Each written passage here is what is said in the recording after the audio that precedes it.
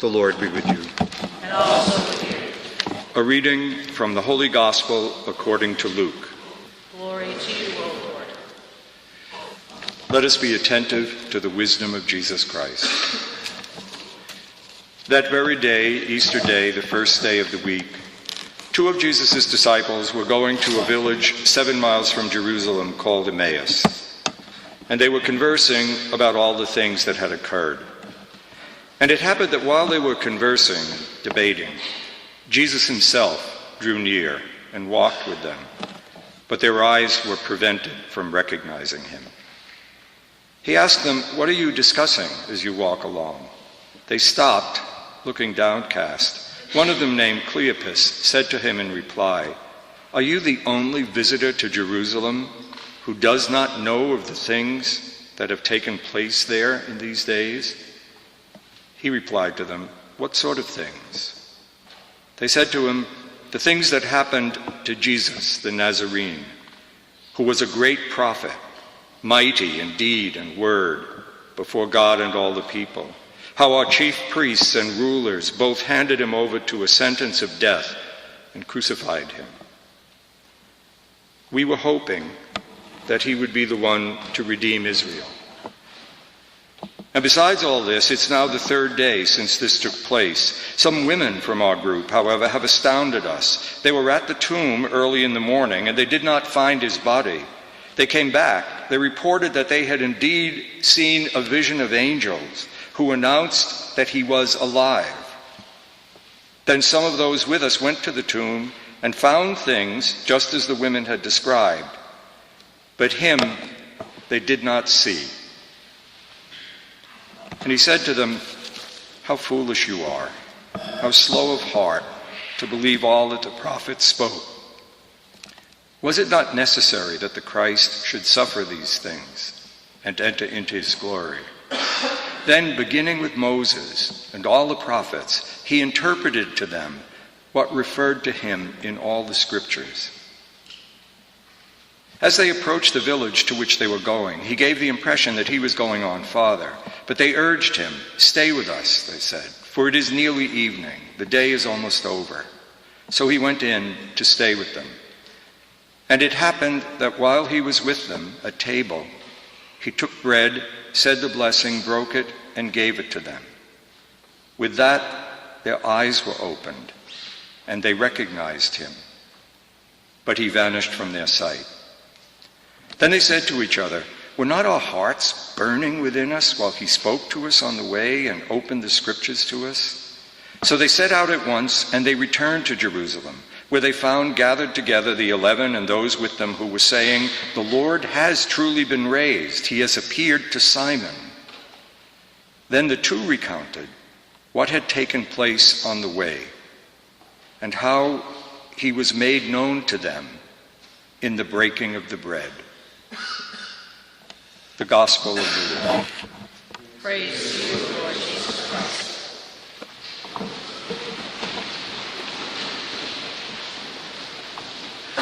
Just one very quick preliminary before we go to the body of the homily about the readings, and that has to do with the 16th Psalm.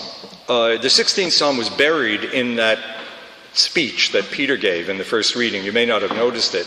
It was also the psalm we sang as a part of it as a responsory. And for those of you who are extremely alert, you probably noticed, show of hands, that it's printed on the yellow card that you were given to, well, just in case you didn't notice it, there it is. It'd be a really good thing. The reason it's important is not just like, oh, here's a psalm, go look at it. This was one of the things that the early Christians used to try to understand this incredible business of the resurrection. It would be a very good thing if tonight and every night this week, and I'm going to try to remember to do this even myself, before you go to bed, to pray the 16th Psalm. It's a way of connecting to this Eucharist.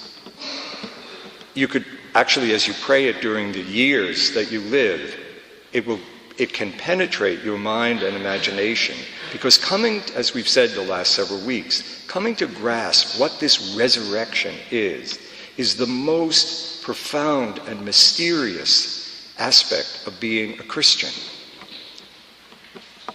The best thing would be to memorize the psalm that's printed there, because memorizing something makes you really possess it and recreate it yourself. Okay, so that's enough of that.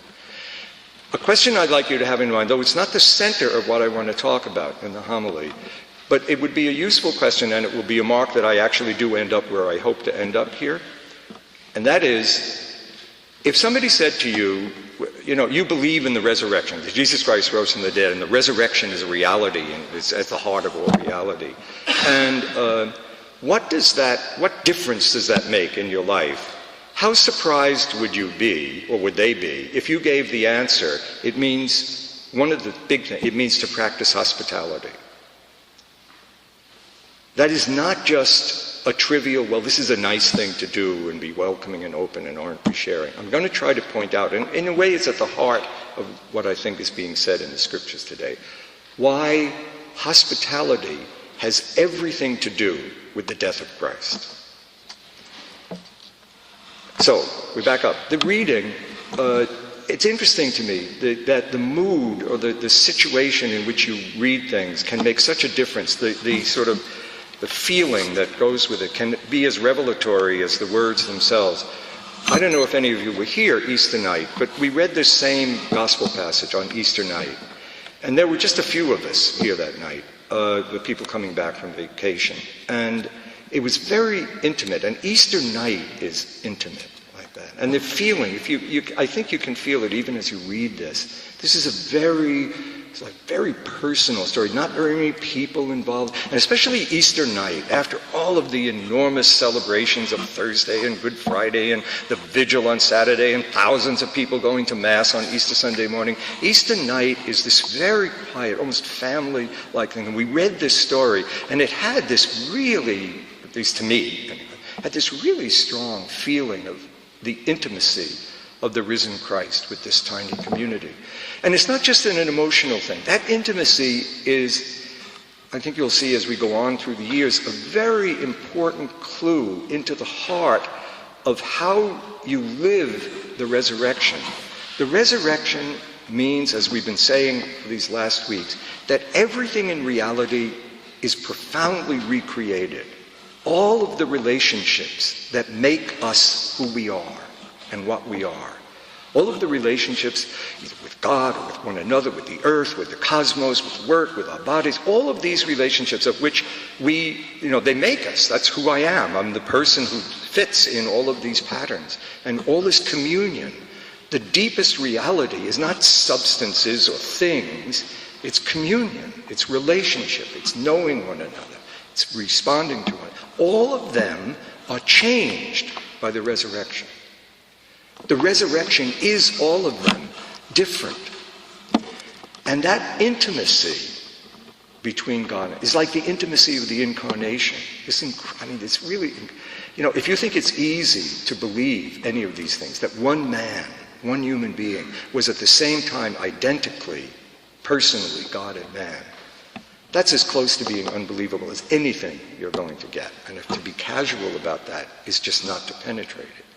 Well, this sense of intimacy about the risen Christ in us is important. But tonight, it doesn't have that feeling, I think. It's quite different. Even in Luke's gospel, it's very different. He wrote this gospel a couple of generations, maybe 3 generations after the death of Christ. It wasn't just a small band that the church had already expanded into the empire by now. This is a story for people living the resurrection over the long haul, not just that first, intimate, creative night. No, this is people for generations and thousands of years, and all of us living it through being kids and middle and young and then middle-aged and old. So the the people, this couple, who are kind of icons about what it is to be a believer, they change their feeling in a very interesting way. And that's what I want to talk about just for a little bit. These 2 disciples. Maybe some people have suggested, at least as an imaginative thing, a husband and wife, because they're obviously going home. Maybe not, but it doesn't matter. 2 people, ordinary people. The most striking thing about them in this story is that Well, they're unbelievers, and we're going to get to that in a second. But the most striking thing is they know everything that has happened. They know everything about the life of Christ. If you notice, and Luke the people who put together the Mass did this deliberately. That first sermon by Peter, they repeat it in a few words. They know the whole thing. He was a prophet, he was powerful, he preached wonderfully, he healed people, we thought he was the Messiah, he got crucified and dead, and they say they know the whole thing, and they don't believe a word of it. And they're leaving. They are people who refuse to believe. Excuse me. It's even interesting if you know the structure of Luke's gospel.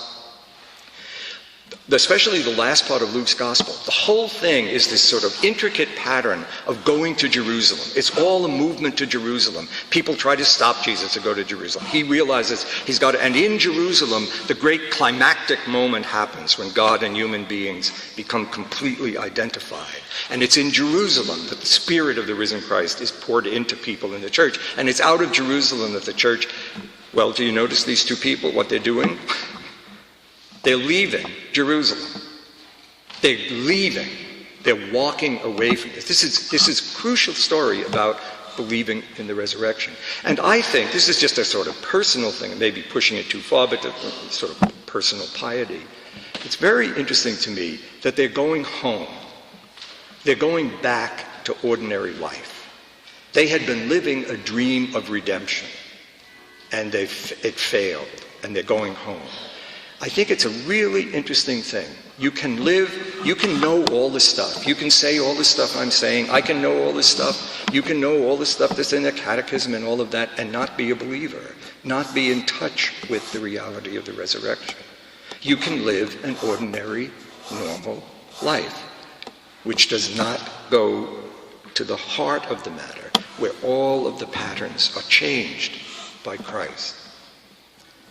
And notice, so just not to take too long for this, what is the reason, this is what I was thinking about this week, what is it that kept them from believing? What was the failure that they had, that in the midst of all this knowledge? And I think it was this, and I think it's in the thing where Jesus talks to them about why he had to suffer. They didn't realize that the crucifixion, the dying Christ, was a revelation of who God is and of what a human being is in response to God. The thing that turned them off, as it might for us, about the death of Christ was not the suffering. I don't think the people in the early ages worried very much about the suffering. Their own life was pretty hard, and they probably suffered. Pain was a pretty common thing. What turned them off was failure. He failed. He died disgraced. He was supposed to be the Messiah, and he died. He died a failure. That's all they saw when they looked at the crucifixion, was rejection and failure and the triumph of evil. They didn't realize, they didn't see in the crucifixion a revelation of this divine love, that the passion of God to be intimate with human beings, to be vulnerable to human beings, to allow into the divine life everything about us, even our failure, even our sin, even all of it. They didn't see that. They didn't know it. They didn't trust it. That's what Christ taught them as they were. When they recognized him in the breaking of the bread, this is to leap ahead just a bit, I think it's important not to think that they realized who this man was, but that they realized who the bread is. And that's what brings me to us and living the resurrection. It means reaching into these patterns of our life where I realize in me, where I allow Christ to teach me, to live the resurrection, that there is to live trusting that there is a bond, a living bond, a communion between me and Christ, that he can teach me, can enlighten me. He's alive. I can love him and be a companion to him, and all of these things. my freedom, I don't put myself in touch with God. I discover and respond to a God who approaches me in Christ and through the Spirit of Christ. And figuring out how to do that is the art of living as a Christian. Trusting at the heart of it, and at the heart of all of that is trusting that the crucifixion of Christ is this triumphant revelation of who God is and who I can be because I'm now connected to the risen Christ and can respond to the God who enters my life and loves me through you and other people. The heart of it is, I think, again, the bread. Okay? That's why this thing which I've talked about too rapidly maybe tonight, for us is not something we just think about. It's something we live, something we're about to live in the next 20 minutes. Because again, in the breaking of the bread, we will be capable, we will be offered companionship of the risen Christ, a possibility of offering ourselves to God and discovering God's love in our life. But you can't recognize Christ in the breaking of the bread unless you recognize God in the crucifixion. As a kind of coda to this recording of the homily, at the end of the first Eucharist, when I preached this homily, I had returned to the notion of hospitality, the practice of hospitality as a way that opens us to the mystery of the resurrection. And the way I see that, which I did not do in the second homily, but the way I see that is meaningful is through the mystery of the revelation of the crucified Christ, of the dying of Christ, as a revelation of the inner reality of God. Because the one way of understanding the meaning of the crucifixion is that it is God's radical hospitality, welcoming everything that there is about us, even those things which are failed and wounded and incomplete, into the mystery of his love and transforming it. So our practice of opening ourselves, our lives to others, especially in their needs or their failures, is a reliving of the mystery of the death and resurrection of Christ. So hospitality becomes more than simply a kindly gesture, a kind of humanly welcoming thing, and it becomes much more a simple and direct way in our lives of living the mystery of the death and resurrection.